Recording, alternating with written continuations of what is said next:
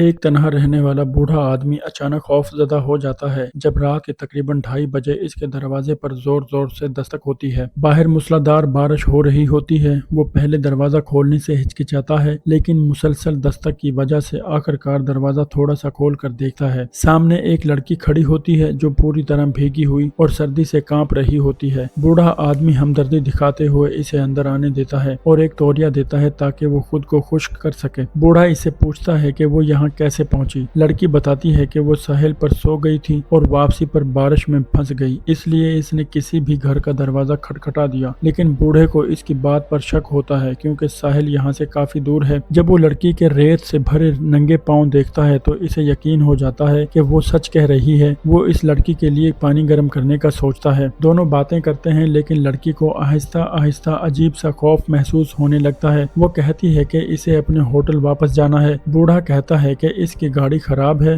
لڑکی فون مانگتی ہے تو وہ کہتا ہے اس کے پاس فون نہیں ہے۔ پھر وہ کہتا ہے کہ پارک میں ایک سکے والا فون ہے لیکن وہاں جانے کے لیے بارش رکنے کا انتظار کرنا ہوگا۔ یہ سب باتیں لڑکی کو مزید مشکوک لگنے لگتی ہیں۔ وہ کہتی ہے کہ وہ اکیلی چلی جائے گی لیکن بوڑھا کہتا ہے کہ فون رات کو بند ہوتا ہے اور اسے ساتھ جانا ہوگا۔ لڑکی کو لگتا ہے کہ شاید وہ زیادہ سوچ رہی ہے لیکن جب وہ گھر کا جائزہ لیتی ہے تو اسے بہت سی خواتین کی چیزیں نظر آتی ہیں جبکہ بوڑھا کہتا ہے کہ وہ اکیلا رہتا ہے۔ اس سے اس کا شک مزید بڑھنے لگتا ہے۔ اسی دوران بوڑھا اسے مشورہ دیتا ہے کہ وہ گرم پانی سے نہا لے تاکہ سردی دور ہو جائے۔ لڑکی پہلے انکار کرتی ہے لیکن پھر مان جاتی ہے۔ باتھ روم میں جا کر وہ دیکھتی ہے کہ دروازے کا لاک خراب ہے۔ وہ ڈرتے ڈرتے نہانا شروع کرتی ہے اور باہر کی آوازیں سنتی رہتی ہے۔ اچانک دروازہ کھلنے کی آواز آتی ہے اور وہ گھبرا جاتی ہے لیکن بوڑھا صرف تولیہ دینے آیا ہوتا ہے۔ نہانے کے بعد جب وہ باہر آتی ہے تو بوڑھا اس کے لیے کپڑے اور ٹماٹر کا سوپ تیار کرتا ہے لیکن سوپ کا رنگ سرخ دیکھ کر اسے دوبارہ شک ہونے لگتا ہے۔ اسی وقت اچانک دروازے پر دوبارہ دستک ہوتی ہے۔ اس بار بوڑھا خود بھی گھبرا جاتا ہے۔ جب وہ دروازہ کھولتا ہے تو باہر کوئی نہیں ہوتا لیکن واپس آ کر وہ دروازہ لاک کر دیتا ہے اور یہی وہ لمحہ ہوتا ہے جب لڑکی کو احساس ہوتا ہے کہ شاید وہ ایک بہت خطرناک صورتحال میں پھنس چکی ہے۔ اسی دوران لڑکی موقع دیکھ کر جب بوڑھا اس کی طرف پیٹھ کیے ہوتا ہے چپکے سے سوپ اٹھاتی ہے اور اسے پاس پڑے بارش کے جوتے میں ڈال دیتی ہے۔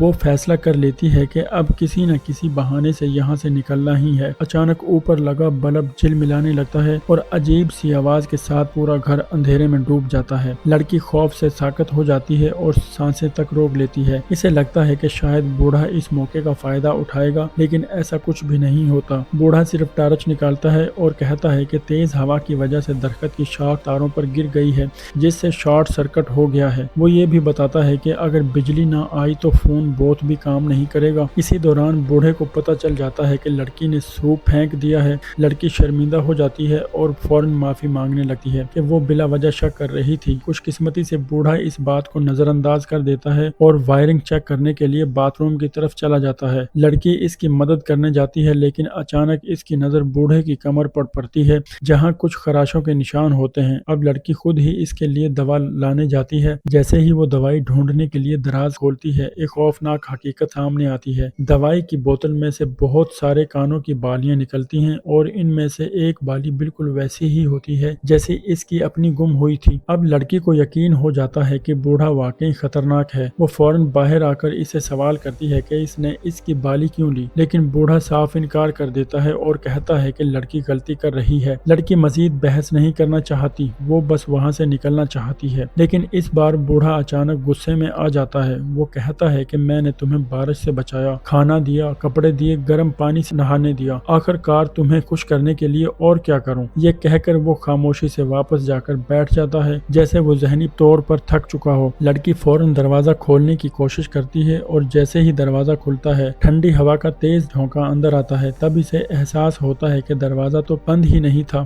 یعنی وہ خود ہی بلا وجہ خوف کا شکار تھی۔ اسے سمجھ آتا ہے کہ شاید اسے وہم ہو رہا تھا۔ کچھ لمحوں کی خاموشی کے بعد وہ شرمندگی کے ساتھ واپس آ کر بوڑھے کے سامنے بیٹھ جاتی ہے۔ اسے لگتا ہے کہ بوڑھا غصہ کرے گا لیکن وہ سکون سے بیٹھا شراب پی رہا ہوتا ہے۔ دونوں ایک دوسرے کو دیکھ کر ہلکی سی مسکراہٹ دیتے ہیں اور سارے شکوک و شبہات ختم ہو جاتے ہیں۔ بوڑھا دل کھول کر بتاتا ہے کہ اس کی بیوی فوت ہو چکی ہے اور گھر میں موجود تمام زیورات اسی کے ہیں، حتیٰ کہ لڑکی کے پہنے ہوئے کپڑے بھی اسی کے ہیں۔ یہ سن کر لڑکی مزید شرمندہ ہو جاتی ہے۔ بوڑھا کہتا ہے کہ وہ شکر گزار ہے کہ لڑکی اس کے پاس رکی کیونکہ کافی عرصے سے اس سے کوئی بات بات کرنے والا نہیں تھا۔ وہ وعدہ کرتا ہے کہ چاہے طوفان ختم ہو یا نہ ہو، وہ اسے خود فون بوتھ تک لے کر جائے گا۔ بوڑھے کی سچائی اور نرمی لڑکی کو متاثر کرتی ہے۔ وہ خوشی سے اس کے ساتھ بیٹھ کر پینے لگتی ہے، لیکن اچانک اس کی نظر کب پڑتی ہے اس پر ایک ایسا ہونٹوں کا نشان ہوتا ہے جو اس کا نہیں ہے، یعنی کچھ دیر پہلے یہاں کوئی اور بھی موجود تھا، اور اس کا مطلب ہے کہ بوڑھا اب بھی سچ نہیں بول رہا۔ اچانک چھت پر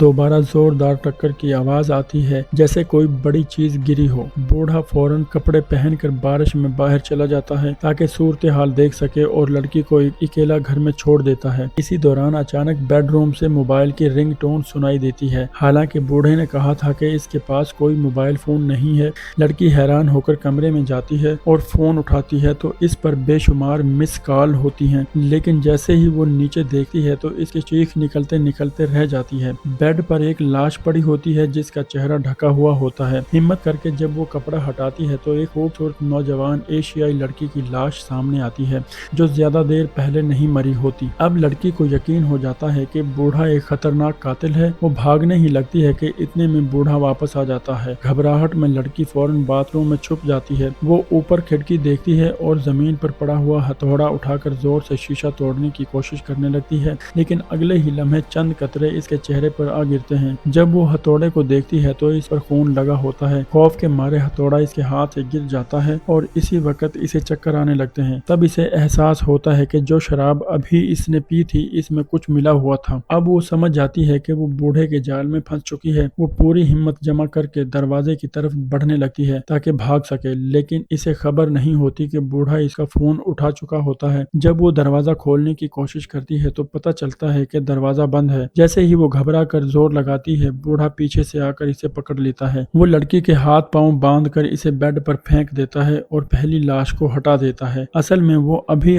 اس ایشیائی لڑکی کو قتل کر کے ہٹا تھا اور اسی دوران یہ نئی لڑکی مدد کے لیے آ گئی تھی، لیکن قسمت سے لڑکی کو اپنے بیگ میں ایک چیز ملتی ہے جس سے وہ اپنے ہاتھ پاؤں آزاد کر لیتی ہے۔ وہ کھڑکی سے بھاگنے کی کوشش کرتی ہے، لیکن اچانک اس کا جسم ساتھ دینا چھوڑ دیتا ہے۔ اس کے ہاتھ پاؤں میں طاقت ختم ہونے لگتی ہے اور پورا جسم سن ہونے لگتا ہے۔ اسی وقت بوڑھا ہاتھ میں لائٹ لے کر اندر آتا ہے اور وہ بتاتا ہے کہ اس نے کوئی عام نشہ نہیں بلکہ زہریلا زہر دیا ہے۔ پہلے چکر آتے ہیں، پھر جسم کمزور ہوتا ہے اور آخر میں انسان سانس نہ لے پانے کی وجہ سے مر جاتا ہے۔ وہ فخر سے بتاتا ہے کہ یہ اس کا 8واں شکار ہے۔ لڑکی آہستہ آہستہ دم توڑ دیتی ہے اور بوڑھا اسے بستر پر لٹا دیتا ہے۔ پھر وہ اپنے ماضی کو یاد کرتا ہے کہ اس کا پہلا قتل بھی ایک لڑکی تھی جسے اس نے ساحل پر مارا تھا۔ وہ کہتا ہے کہ اب وہ زیادہ ہوشیار ہو گیا ہے اور سال میں صرف ایک قتل کرتا ہے تاکہ پولیس کو شک نہ ہو۔ آج تو قسمت نے اسے ایک اور شکار خود ہی بھیج دیا۔ اچانک ریڈیو پر ایک گانا چلتا ہے جس سے بوڑھے کو کچھ یاد آتا ہے کہ وہ لڑکی کے جسم کو دیکھتا ہے اور اس کے سینے پر ایک دل کا ٹیٹو نظر آتا ہے۔ یہ دیکھ کر وہ چونک جاتا ہے کیونکہ ایسا ہی ٹیٹو اس کے پہلے شکار کے پاس بھی تھا۔ وہ فوراً کپڑا ہٹا کر دیکھتا ہے اور اس کے سر پر وہی زخم ہوتا ہے جو اس نے 7 سال پہلے ہتھوڑے سے دیا تھا۔ اب اسے یقین ہو جاتا ہے کہ یہ وہی پہلی لڑکی ہے جسے اس نے مارا تھا۔ خوف کے مارے اس کی حالت خراب ہونے لگتی ہے اور اچانک لڑکی کی لاش حرکت کرنے لگتی ہے اور اٹھ کر بیٹھ جاتی ہے۔